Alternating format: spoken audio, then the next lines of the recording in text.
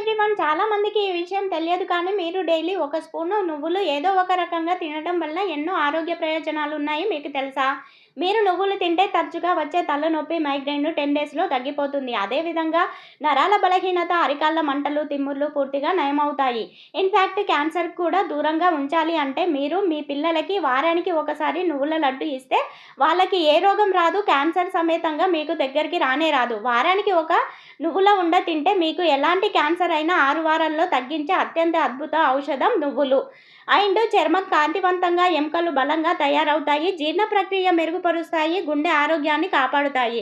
నువ్వులలో protein, calcium, iron అధికంగా ఉండటం వల్ల గర్భిణీలు ఎంతో లాభదాయకంగా ఫీల్ అవుతారు. ఇకపై రోజు నువ్వులు తినడం వల్ల మీ ఆరోగ్యాన్ని మీరే కాపాడుకోండి.